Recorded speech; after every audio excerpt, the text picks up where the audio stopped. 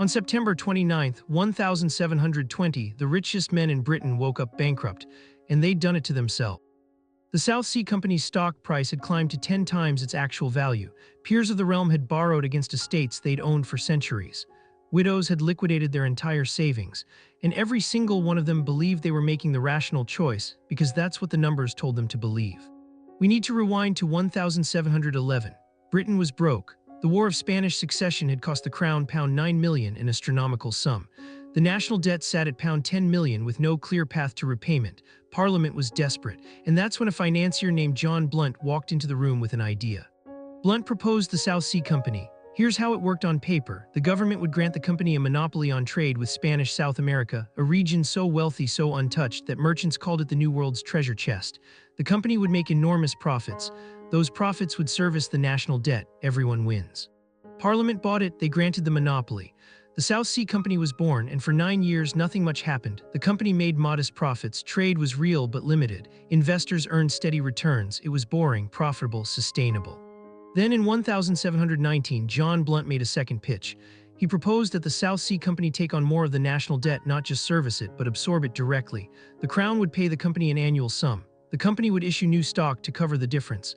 Investors would buy that stock. The government's problem becomes the market's opportunity.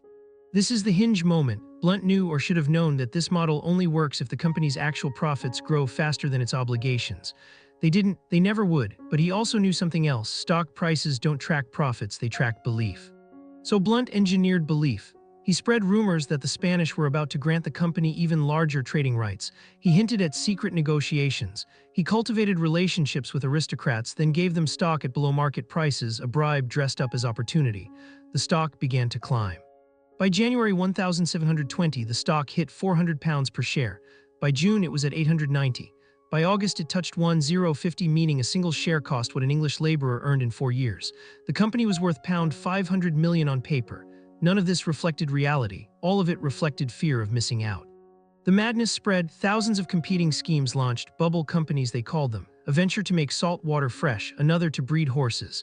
One promised to undertake an undertaking of great advantage, but nobody to know what it is. Investors bid on mystery. Reason had left the building. But here's what Blunt didn't account for. At some point, the people at the top always cash out. In September 1720, the insiders began to sell, quietly at first. Then when the stock started to fall desperately, word leaked. Panic replaced greed in a matter of hours. By October, the stock had fallen to £190. Fortunes vanished. Estates were seized. Widows who'd invested their annuities found themselves penniless. A duke lost £20,000, equivalent to roughly £3 million in modern currency. Suicides were reported. Families were ruined. The government was forced to bail out investors to prevent total economic collapse. Blunt himself escaped with enough money to live comfortably in retirement, a decision Parliament later recognized as intolerable. He was stripped of his knighthood and his wealth was partially seized, but he faced no criminal trial. The system protected its architects. What makes the South Sea Bubble historically crucial isn't just that it happened, it's why. Every investor believed they were acting rationally given the information available to them. The problem was the information itself was poisoned. Blunt had manufactured confidence through selective disclosure and strategic rumor. This is why the bubble matters now. We live in an age of information asymmetry. Corporate insiders know more than shareholders. Traders have algorithms. Retail investors have CNBC. The weapons change. The tactic remains identical. Manufacture belief, extract wealth, disappear before the collapse. The South Sea Bubble didn't sink the British Empire. The empire's financial system was resilient enough to absorb the shock. But it came close, and it revealed something permanent about human decision-making under uncertainty. We default to what everyone else is doing because that feels safer than thinking alone. Blunt understood this better than almost anyone of his era. He weaponized it. And in doing so, he created a blueprint that's been copied, refined, and repackaged in every market bubble that followed, from railways to dot-coms to subprime mortgages. The lesson isn't that markets are irrational.